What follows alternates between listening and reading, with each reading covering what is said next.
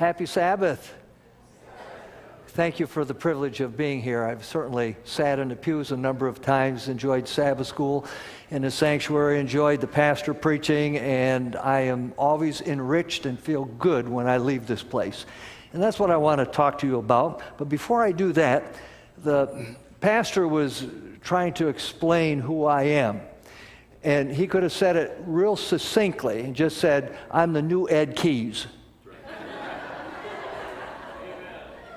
A little shorter, a little bit more bald, a little skinnier, but I am honored to be here, and may God bless that man whose shoes I am fulfilling.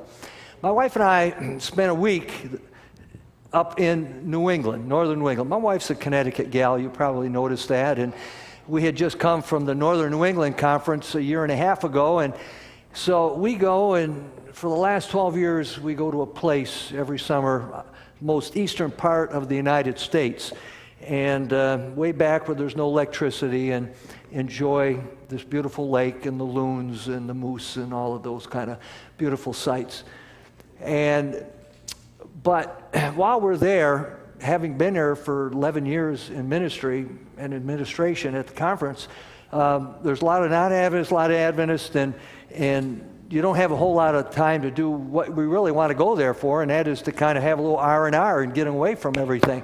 So as we were spending our last full day before we caught the plane, which was Thursday morning early, she was catching up on all these people, and we were running from place to place, she doing her thing, I doing my thing, and we finally met at the conference office, and they had a big committee meeting, and people were there, and we just couldn't get away. And we had an appointment south of Kennebunkport, where the Bushes have their summer residence, to go with a meal with a gentleman and his wife. And I kept looking at my time. My wife was doing this to me, and I realized it. We just kind of hard to get away, and we had a time set when we were supposed to meet them for this meal, just on the ocean.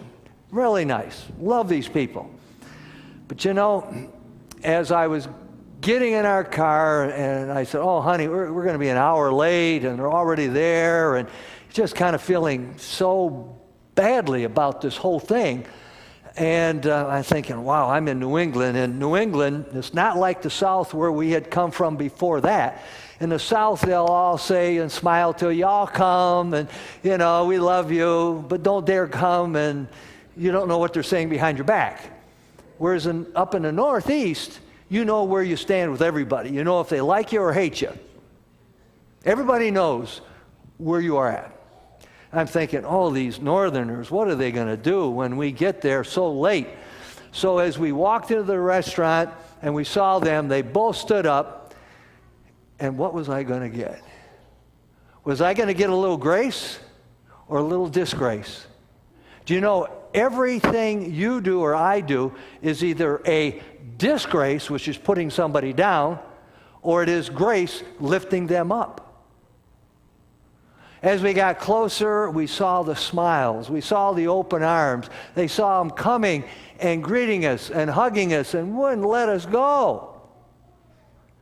It was a little heaven on earth. I was expecting the worst, but got the best. Do you know that's what the difference between a head religion and a heart religion? Amen.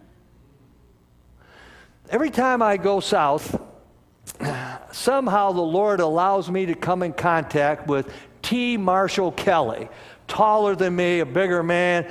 He's at least 85 years old. He goes around to camp meetings all over the place and sings. He lives in just outside of Oakwood College, and but he's so in demand.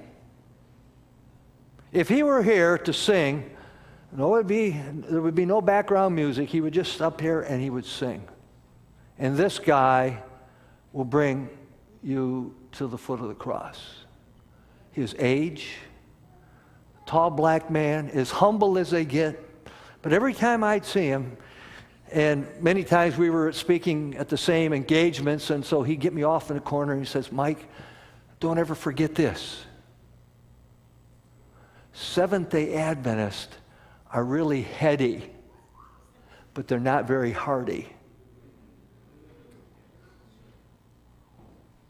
We're good at facts.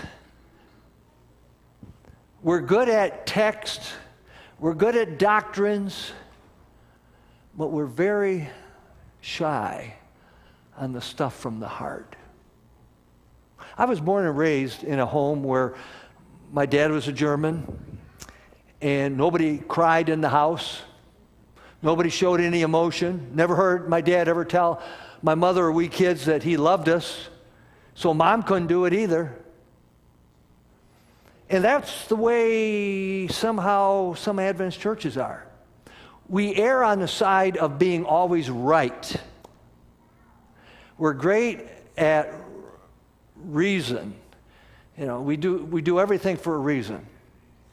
And so I grew up in this environment, and the longer I was in the South, I did learn some things. My wife and I spent a lot of time in other circles besides Seventh-day Adventist circles, and one time we were in Austin, Texas, and we had gone into this big church, huge church, and it was a seminar going on. And by the way, two of the most special people in my life are in this congregation. This is number one, and my daughter in the back, number two. Isn't it nice to be surrounded by the ones you love? Amen. Good to see you, Shelley. And I went there, and on Friday night they had these meetings, or was it Thursday night? I don't know what it was, but I was at this meeting, and as soon as you got onto the grounds and you started walking closer to the church, you just felt something that just did something to you. I never quite had it ever happen before, and as I was there, I walked into the church, people were shaking hands and hugging and welcoming you, and you felt like $1 million, and I didn't know any of them. And as they had music, and as they were singing their music before the talk and the presentation was given, there were some people who were putting their hands like this. Where I grew up, well, there's something wrong with that. And then there was a few that went like this. And truly, they're not of God, you know. That's the way I was brought up. And then I saw a lot of them cry as they were singing gospel songs about the one who died for you and me. I had never cried for the one who died for you and me. Never. And I'm seeing this and I'm saying, what's going on? I got to be in the wrong place. But as I was there that night and I heard the presentation about Jesus and how much He loved us and He died for us, and there's nothing we can do to merit salvation but just accept Him. All my works don't mean a thing, according to Paul, Ephesians 2. We're saved by grace through faith, not of our works, lest anybody should what? Boast. And then the verse before, it said, we are not only saved by grace, but we also, not only saved by grace, but this grace is exceeding. Exceeding. What's exceeding mean? Then I started looking at Ellen White, and then I looked at other parts of the Bible that says God's grace is indescribable. You can't even, there's no way anybody could preach about it, nobody could ever write about it to really understand. It's exceedingly, abundantly, indescribably awesome. Then I read in the Bible that said grace, it's God's saving grace, His healing grace, His transforming grace, His exceeding, indescribable, amazing. The gospel of grace is so great, there's nothing we can do to merit it, as the pastor said in the children's story. It is totally a gift, and all we can do is accept it or reject it. But then I remembered, boy, all these wonderful things that I learned that maybe the bad guys are doing, and am I among them? That night, I went home to a young couple. My wife and I could have been our kids. They had this lovely home. They were just getting themselves started, and it was a long trip on the flight and everything, and I was laying on the floor with a pillow, and they were talking, and as they were talking, they kept talking about Jesus and how wonderful Jesus is. I didn't hear them talk about any of the doctrines of anything, but they talked about Jesus. And then I said, you know something, you folk, the more you talk, the more I believe you love Jesus. And I said, there's something, though, I'm questioning. You know, I know Jesus died for me, and I believe in Jesus, but I don't feel anything. I've never cried.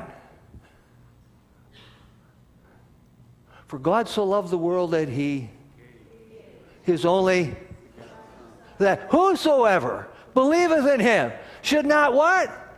But have everlasting life. I said, I can read that. Then I realize what he's done, and then I think of how he was crucified. And then I remember what Ellen White says we should spend a thoughtful hour every morning contemplating the life of Christ, especially those what? Those closing scenes when he went through so much hell for you and me. And I said, you know something? My heart doesn't move to music. My heart doesn't move to passionate sermons. I don't know what's going on, but I don't feel anything. I said, what can I do about that? Now, I'm the preacher. They're lay people. They aren't even, they're lay people. They said, one thing we can know, if we pray to God, he will give us love and grace. And when you have grace in you, people will know it. You can't hide it. Matter of fact, we have two Seventh-day Adventist psychologists live over in New Mexico. And they say scientifically you can feel 28 feet from where grace is, and you can feel it. And you can get 28 feet from disgrace, and you feel it. Ever gone into a home or into a church and you don't get good vibes? That's disgrace. Matter of fact, if you know there's somebody in there who hates you or doesn't like you, you aren't apt to want to go into that place because it's got in your head, but it's also gotten in your heart. Mary Kay, cosmetic lady, lived to be an older lady, almost 90, and they asked her at the end of her life, they said, What do you attribute to the success of your amazing success? This thing has grown around the world, leaps and bounds. It's huge. She said, there's one key and one key alone. Every person I ever meet, and especially all my associates, I make them feel as if they are the most important person in the world, and that they're valued. This grace pulls a rug out from underneath that, doesn't it? This grace can put a person down so quick it isn't funny. This grace just goes like waves and you stay back. So I'm in this home and I'm saying, I got to start praying for her. So I prayed that night. We all got in a circle. I think we were on the floor, and as we were down there, we were praying about it. I said, Lord, help me to feel your love and your grace, because the Bible keeps talking about something like that. Matter of fact, here I've got something that's found in Acts of the Apostle, page 12. It goes like this. Enfeebled and as defective as the church may appear, the church is one object upon which God bestows his special sense of supreme regard. Now, we've all heard that. That's where I've always heard it end. But then it goes on to say, the church, it is the theater of his grace. People go to theaters to do what? To watch and to experience something. Anybody that comes into this place is supposed to watch what goes on here and in the pew and everywhere and experience something that is so moving that not only does this to the head, but it changes and transforms the heart, Ellen White says. we're supposed to be experiencing in this building. It is a theater of God's grace in which He delights to reveal His power to transform not minds, but hearts. Amen. How transformed is your heart? The book of Proverbs 23:26 says, "Give me your heart." That's what God says. Give me your heart. It doesn't say, give me your behavior. It didn't give me your mind.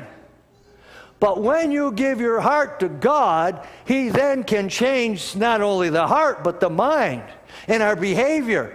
And we whip on people and say, you got to stop this and do that, and the do's and the don'ts from the outside. But it comes automatic when it starts from the inside, brothers and sisters. All the things that we fight with, and I have been dealing just recently with some people I love that are addicted to stuff. People addicted to pornography, people addicted to alcohol, addicted to all kinds of stuff that is killing them and their marriages and their relationships. And the harder they try to prevent that stuff, guess what? It gets worse. They get more depressed. So they go to these things to forget how miserable they are. There's only one person that can change your heart and your mind and your behavior. It comes from the inside out. It's called Jesus Christ. It was months and months, and I kept praying, Lord, help me to have an experience with you, not in my head, because I knew all the right things, because I got to the point where even my daughter and my wife, I was all very behavior. You know, you got to do this, this, and this. I didn't go for the heart, I went for the head, which in turn, the behavior. And there was one day my wife and I were doing a marriage retreat at our home in Charlotte, North Carolina, and all the couples were in this big room, and my wife and I were sitting up on a little couch doing our presenting, and all of a sudden, something hit me. I was taught never to cry. I'm sitting on that couch in front of this room of people. And then we had other people invited in to be prayer partners with these couples. The place was packed. And all of a sudden I'm saying to myself, what's going on? I'm feeling something. I feel like crying. I can't cry. There's people around.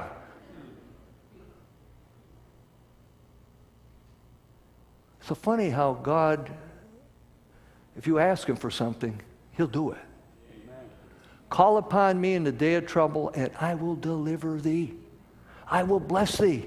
I will grace you. I started to cry like a baby, and I couldn't stop. My wife's looking at this. Who is this guy? I don't know who he is. Never seen him in my life doing that.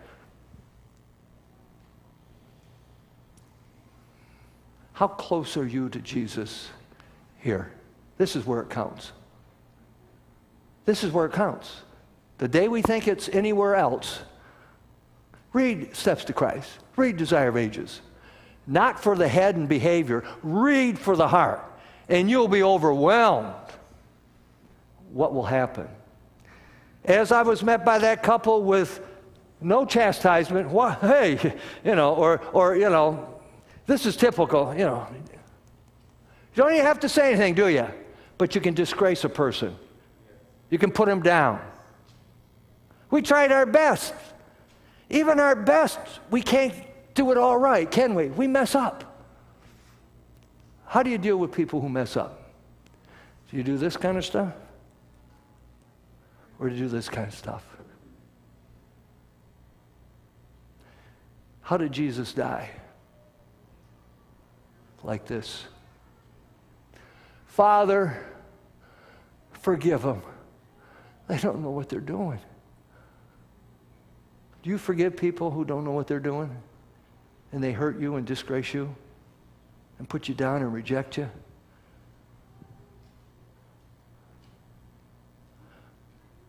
Why is grace amazing?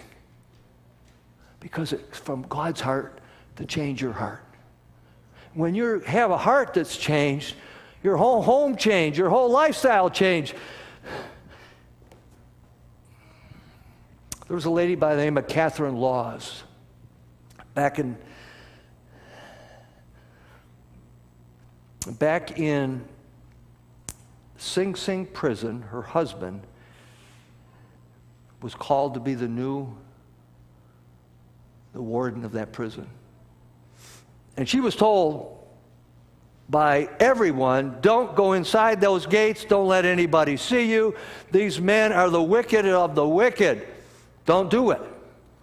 Well, Catherine Law, her husband was Lewis, they came in, but this woman was a Christian. Not a Christian of the head. Remember?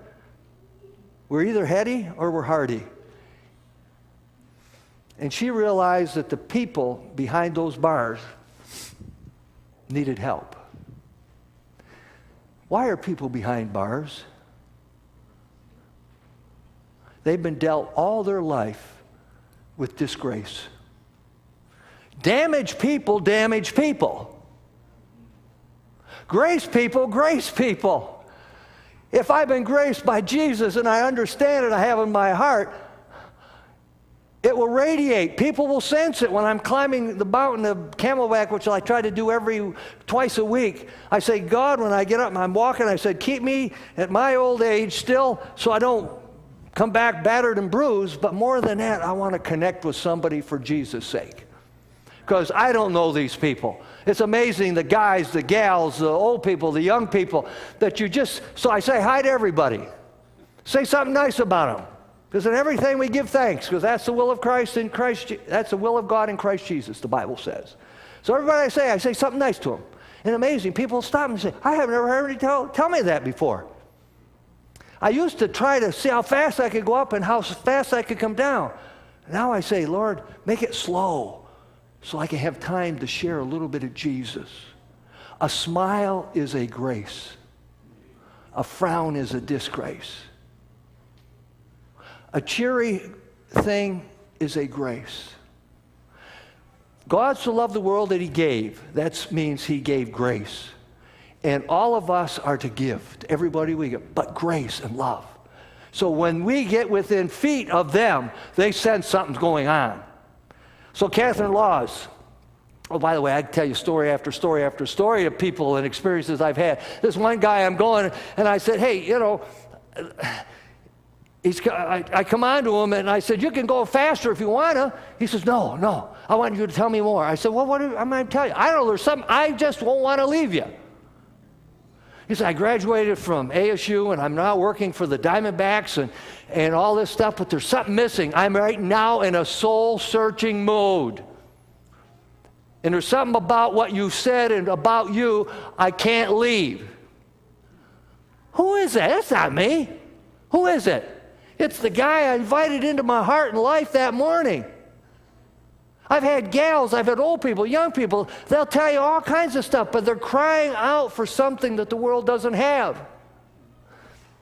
So I was telling my wife this story. She said, boy, you really are getting really pushy, aren't you, on this? I told the guy, I said, hey, I could stop talking. Want me to stop talking? He said, no, don't stop talking. I need to hear this stuff. I'm in a soul-searching mode. I want you to know there's people out there, they may dress nice, they may this, that, and they may have tattoos, they may have all kinds of stuff, but God is knocking at their heart's door. And he, as Ellen White says so many times in the Bible, she says, we are to be God's channel of his love and grace, conduits of God's love and grace. Catherine Laws, it was 1926. She and her husband went there. She wasn't supposed to go there. But the first basketball game, soon as she got set up in her little house outside the wall, she went into the ball game, brought her little 3 towheads along with her, and as she's sitting there, and these guys hadn't seen a female in years, and they're supposed to be watching the ball game, and the bleachers with them, they're all watching the little girls and the mother. And so she's saying hi to everybody and smiling at everybody, and they hadn't had a touch like that in a long time, and they just couldn't believe what they were experiencing.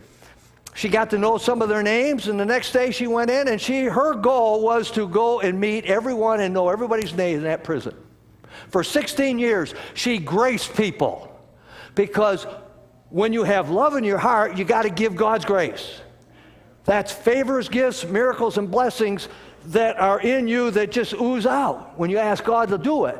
But if there's a little bit of self in here, God will cut it off pretty quick. For 16 years, she got to know their names. She prayed with them. She learned Braille. She learned every sign language to communicate with everyone. All these guys basically knew was disgrace all their life. She came and gave a new look, and that was gracing everybody she met. A smile, a friendly word, just a touch. One day, as the assistant warden went into the prison, all around the walls, every little peek hole, there were prisoners looking out down to the little house where Catherine and Louis Laws lived. He walked in. He already knew what had happened the night before. Catherine Laws was killed in a car accident. The word got back to the prison and spread like wildfire. The woman that had changed and touched her life like nobody else has. She cared for them. They could feel it. She was gone. A delegation went to the assistant warden and said, "You've got to do, we want to see her one more time. Is there any way we can see her one more time?" They had her in state in that house a few days later, and people came from all over, and they said, "If you folk promise that you will not escape, that you'll march single file all the way down and back, you can see her one more time." They walked out, single file. No one talked. They went down a half mile to the house, took a left up through the gate and the sidewalk, up onto the porch and into the living room where the casket was. It was one of the slowest lines you'll ever meet. They could not go by that casket fast. They knelt down, they touched her, they kissed her, they did all kinds of things, and they cried out to God, "Thank you for putting this woman in our lives." When the love of God passes through your heart into somebody else's heart, they're never the same again. That's called God's grace.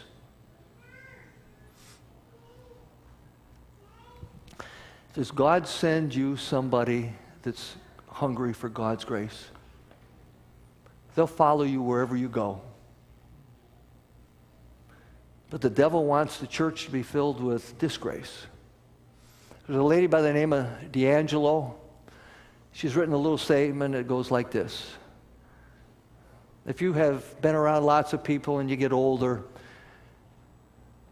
people will forget what you said. People will forget what you did, but people will never forget how you made them feel.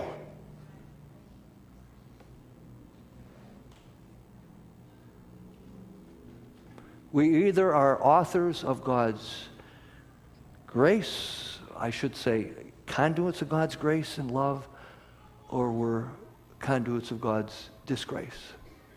The world today is crying. Ellen White says, page 189, volume 9, she says, we would just humble ourselves, become kind and courteous, tender-hearted, heart, and pitiful, heart. There will be 100 conversions to the truth, to where there is now only one. The Sabbath is no problem to people. Vegetarian is no problem with people. The state of the dead is no problem with the people. It's all biblical, we know that. But what's going to bring them and keep them is God's love and grace that has touched and transformed your heart and theirs as well.